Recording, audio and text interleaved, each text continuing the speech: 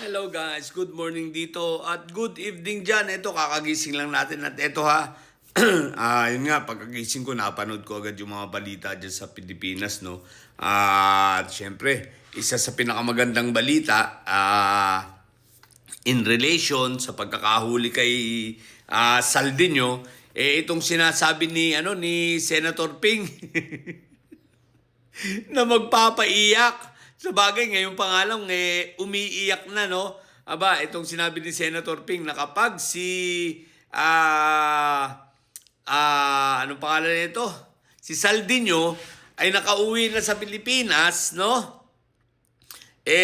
Magre-request siya sa korte na napayagan itong si Saldiño na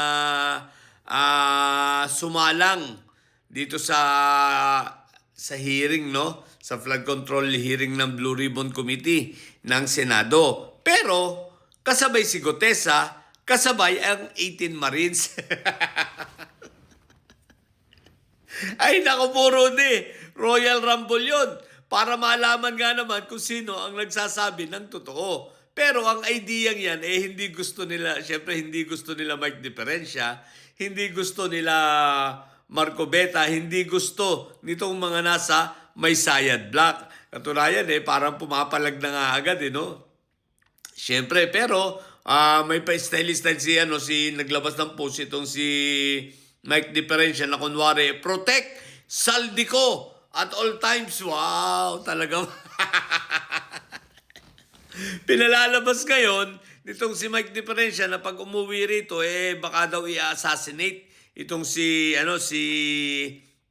Saldiño.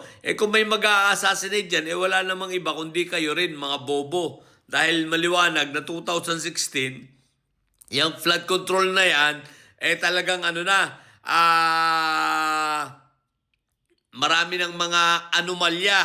2016 pa lang, pagkaupo ni Fentaboy. At mismong si Fentaboy na nga, ang nagsabi dyan, isinawalat niya, marami kesyong maraming mga anomalya sa DPWH, pero wala naman siyang aksyong ginawa. Sinabi lang niya, kumbaga, optics lang, no? Papogi style lang, pero wala naman siyang ginawa na kahit anong aksyon. Di ba ga? Pero yun ang aabangan natin, guys, ha? So, yun ang nakakatuwa. Tingnan natin kung ano. Pag sasabungin ni Senator Ping yung lahat, tama nga naman, para makita natin kung sino ang mga nagsasabi ng totoo, kung kaninong kwento ang tunay. At patunayan ni Saldiño, kung siya talaga yung lumabas doon sa video, di ba?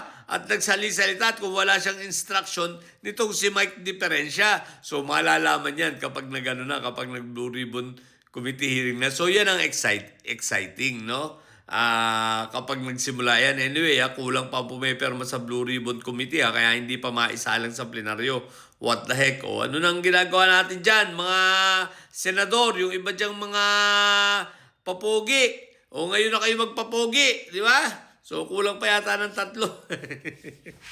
Anyway, so nakakatuwa ang sinabi nyo ni Senator Ping. Yun lang.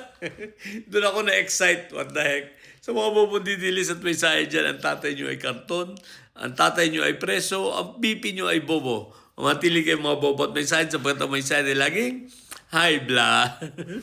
Bye!